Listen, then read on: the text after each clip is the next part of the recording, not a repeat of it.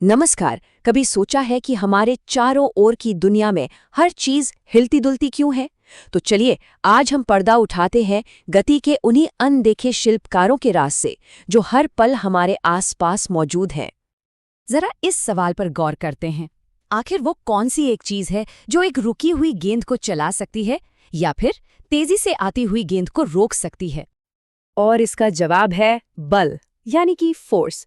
अब सुनने में तो ये बस एक सिंपल सा धक्का या खिंचाव लगता है ना? पर असल में इसी में किसी भी चीज की स्पीड, उसकी दिशा, यहाँ तक कि उसका आकार बदलने की भी ताकत है। और हाँ, इसकी एक और खास बात है, ये एक सदिश राशि है। मतलब सिर्फ ये जरूरी नहीं कि धक्का कितना जोरदार है, बल्कि ये भी मायने रखता है कि वो किस दिशा में लग रहा है।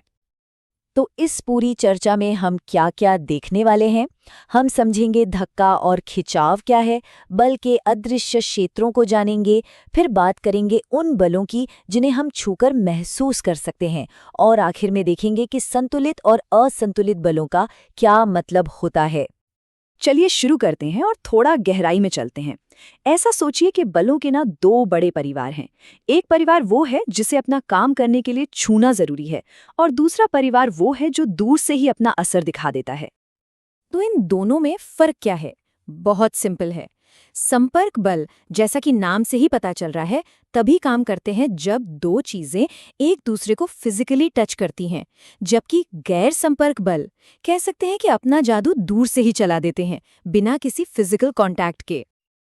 तो चलिए सबसे पहले मिलते हैं उन्हीं रहस्यमयी गैर संपर्क बलों से।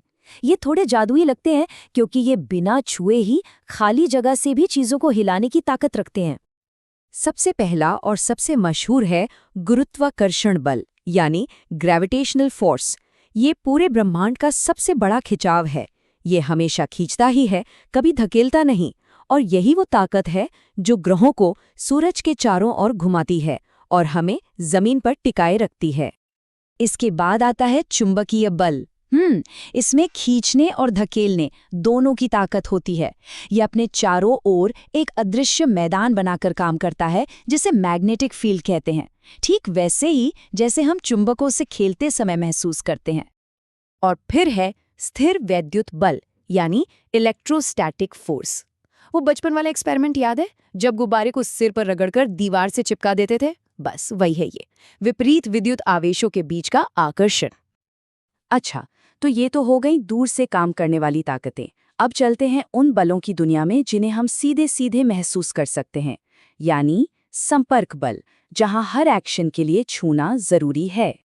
इनमें सबसे आम, सबसे जाना पहचाना है घर्षण बल, यानी फ्रिक्शनल फोर्स। इसे आप मोशन का दुश्मन भी कह सकते हैं। जब भी कोई चीज आगे बढ़ने की कोशिश करती है ना, घर्षण उसे पीछे खींचने के लिए हमेशा तैयार रहता है। और हाँ, घर्षण के भी कई रूप हैं। एक है स्थैतिक घर्षण, जो भारी सोफे को पहली बार हिलाने से रोकता है। फिर है गतिक घर्षण, जो फिसलती हुई किताब को रोकता है। और तरल घर्षण, जो हवा में उड़ते हवाई जहाज की रफ्तार को चुनौती देता है। और घर्षण की सबसे दिलचस्प बात पता है क्या है? ये हमारा दोस्त भी है और दुश्मन भी। इसके बिना हम चल नहीं सकते, लिख नहीं सकते या गाड़ियों में ब्रेक नहीं लगा सकते। लेकिन यही वो चीज़ है जो मशीनों को घिसती है और हमारी ऊर्जा भी बर्बाद करती है। फ्रिक्शन के अलावा कुछ और संपर्क बल भी हैं जो रोज काम आते हैं, जैसे कि अभिलंब बल, जो मेज पर रखी किताब को नीचे गिरने से रोकता है, या फिर तनाव बल, जिसे एक खिंची हुई रस्सी में महसूस किया जा सकता है। तो यहाँ तक तो ठीक है, लेकिन अब आती है असली मजेदार बात।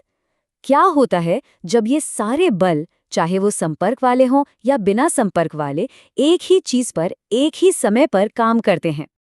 तो सोचिए, ये एक कॉस्मिक रस्साकशी, एक टग ऑफ वॉर की तरह है।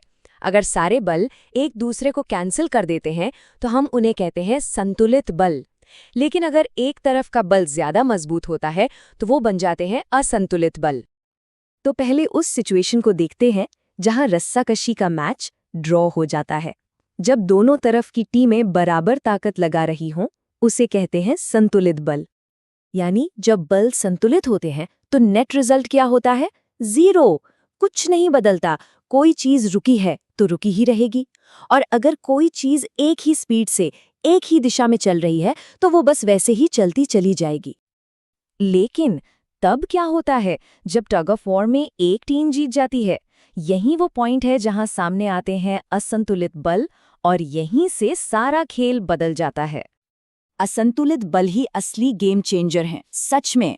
ये हमेशा, मैं दोहराता हूँ, हमेशा गति में बदलाव लाते हैं, जिसे विज्ञान की भाषा में त्वरण या एक्सेलरेशन कहते हैं। यही बल किसी रुकी हुई चीज को चलाते हैं, चलती हुई चीज को और तेज करते हैं, धीमा करते हैं, या फिर उसकी दिशा ही बदल देते हैं।